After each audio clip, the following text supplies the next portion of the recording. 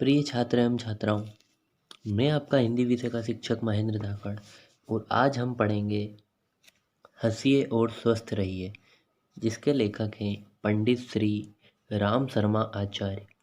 पंडित श्री राम शर्मा आचार्य का जन्म 20 सितंबर सन 1911 ईस्वी को ग्राम आंवलाखेड़ा जनपद आगरा उत्तर प्रदेश में एक जमींदार ब्राह्मण परिवार में हुआ। सन 1937 से अखंड ज्योति पत्रिका का प्रकाशन किया गया आपके द्वारा। चारों वेदों का सरल सुबोध भाष्य, 108 उपनिषदों की भाष्य टीका, 20 स्मृतियों का हिंदी रूपांतरण तथा 60 दर्शन का भाष्य प्रकाशित किया। सन 1991 में महामहिम उपराष्ट्रपति द्वारा उनके सम्मान में 1 रुपये का रंगीन डाक टिकट का विमोचन भी किया गया। 12 जून 1990 को आपका देहावसान हो गया। अब हम हमारे अध्याय हंसिए और स्वस्थ रहिए को पढ़ेंगे। हंसी मनुष्य के लिए वरदान है। बुद्धि, विद्या, स्वास्थ्य, प्रसन्नता और सामाजिक आह्लाद हंसी के माध्यम से सहज ही उपलब्ध हो जाते हैं। प्रस्तुत निबंध में हंसी के बहुआयामी लाभों को प्रकट किया गया है। लेखक की वैज्ञानिक दृष्टि इस निबंध में सर्वत्र सक्रिय रही है, इसलिए हंसी के महत्व को वैज्ञानिक आलोक में प्रकट किया गया है। हंसने से शरीर की कांति बढ़ती है, इसके द्वारा अनेक रोगों से मुक्ति मिलती है। हंसी मस्तिष्क को उत्प्रेरणा देता है। यह एक थेरेपी है। इस थेरेपी के स्रोत प्राचीन भारतीय आयुर्वेदिक चिकित्सा विज्ञान में भी प्राप्त होते हैं। आज हमें अनेक तनाव के बीच जी रहे हैं, तब हंसी हमारे लिए एक सर्वसुलभ महाऔषधि है। इस हेतु आजकल हास्य क्लब भी बनाए जाते हैं। जीवन का आनंद पाने के लिए हंसना जरूरी है। निबंध रुचिकर है और हंसी के अनेक पक्षों को प्रकट करने में समर्थ है। खिलखिलाहटों की खनकती गूंज इन दिनों कहीं खो सी गई है। कृत्रिम सभ्यता ने मनुष्य की नींद व चैन हराम करके रख दिया है। लेखक है कि वर्तमान समय में जिस प्रकार के माहौल में हम रह रहे हैं, चिंता, तनाव, इन वजहों से हम भांति भांति के रोगों से ग्रसित हो जाते हैं और मन तरह तरह के शारीरिक विकारों में व्यस्तित रहता है। लेखक बता रहा है कि हंसने से बहुत से रोग दूर होते हैं। हास्य की प्रभावशीलता को आज के वैज्ञानिक ही नहीं, प्राचीन युगीन ऋषिगण भी स्वीकार रहे हैं। आयुर्वेद के प्रेरणाता महर्षियों ने हंसने को विशेष रूप से लाभकारी बताया है। उनके अनुसार इससे चेहरे की कांति बढ़ती है व शरीर संतुलन ठीक होता है। साथ ही पित्त का शमन होता है, जो कि एसिडिटी का प्रमुख कारण है। इस तरह ठहाकों भरी हंसी से अम्ल रोग का स्वयमेव खात्मा हो जाता है। ऐसे लोगों में रोग प्रतिरोधक क्षमता कम देखी गई है। जो लोग अधिक तनावग्रसित रहते हैं, देखा गया है कि हंसने से सतर्कता उत्पादक हार्मोन्स कोरेलामिन्स स्रावित होता है, जो आगे चलकर मस्तिष्क से एंडोर्फिन के स्राव को प्रेरित करता है, जिसके प्रभाव से दर्द निवारण के साथ ही शिथिलता का आभास मिलता है। इस तरह हंसती हंसाती जिंदगी तमाम रोगों की अचूक दवा है। आज 60% रोगों का कारण तनाव है। उच्च रक्तचाप, सिर दर्द, हृदय रोग आदि तनाव से जुड़े हुए रोग हैं। यही बात माइग्रेन के संदर्भ में भी है। इसका कारण मानसिक तनाव व पित्त का अधिक्य बताया जाता है, जबकि हंसने से तनाव अपने आप दूर होता है।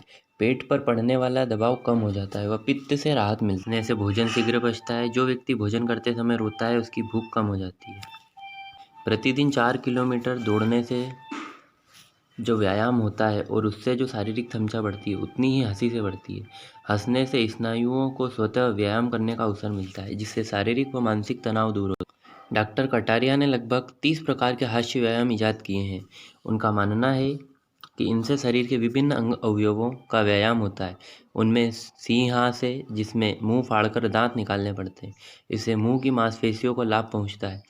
इसी प्रकार कपोत में मुंह बंद कर कबूतर की तरह गुटुरगु की ध्वनि निकालनी पड़ती है। हिंडोल हास में झूले की सी आवाज़ निकालकर हंसना होता है। इस तरह मुस्कुराना, हंसना, खिलखिलाकर ठहाके लगाना शारीरिक, मानसिक स्वास्थ्य एवं दीर्घायु जीवन का स्वर्णिम सूत्र है। हंसने का एक महत्वपूर्ण पक्ष है इसकी संक्रामकता। यदि हम हंसते हैं तो सारा जग हंसने लगता है।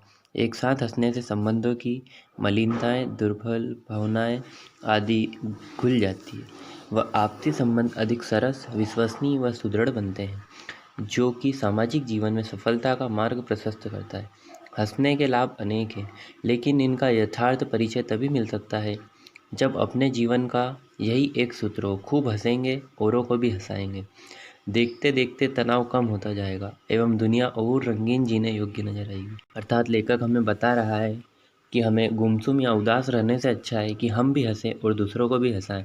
इस प्रकार एक खुशनुमा माहौल बनेगा जिससे हम भी स्वस्थ रहेंगे और लोगों को भी स्वास्थ्य का फायदा होगा। अप्रसन्न, उदास तथा खिन्न रहने वाले व्यक्ति की सारी शक्तियाँ शिथिल हो जाती है। विषादोत्तात्मक स्थिति में एक ऐसी तपन होती है जो मानव जीवन के सारे उपयोगी तत्वों को जला डालती है। खिन्नता मानव जीवन का भीषण अभिशाप है। यह जीती जागती नरक की भयानक ज्वाला की भांति मनुष्य को दीनहीन, दुखी और दरिद्र बनाकर रख देती है। जिसके चेहरे पर मुस्कान नहीं, हंसी नहीं, प्रसन्नता नहीं, कोई भी उसके पास बैठना पसंद नहीं करेगा, उसे याद नहीं करेगा, उसके संपर्क में रहना पसंद नहीं करेगा। हर आदमी उससे दूर भागता है, जिससे उसका जीवन एकाकीपन से, भार से दुबर दुरूह बन जाता है और वह व्यक्ति दिनों दिन और चिंतित होता जाता है।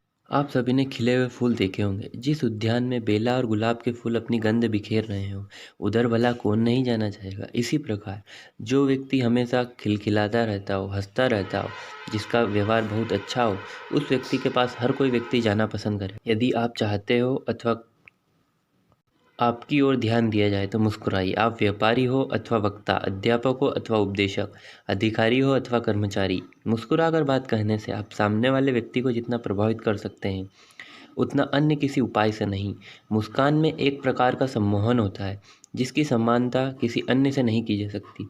एक पुस्तक में लिखा था, नाराज होइए तो भी मुस्कुराकर।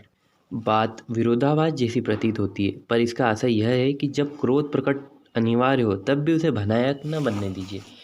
क्रोध की भयंकरता उसी विध्वंसकारी बना देती है। कुछ अधिकारी स्तर के अपने व्यक्ति चेहरे पर अनावश्यक गंभीरता बनाए रखना प्रशासनिक सफलता का सूत्र समझते हैं। किसी विशेष परिस्थिति में यथा अपराधी से पूछताछ करते समय गंभीरता भले ही आवश्यक हो, किंतु वह हमारी आदत नहीं बनना चाहिए।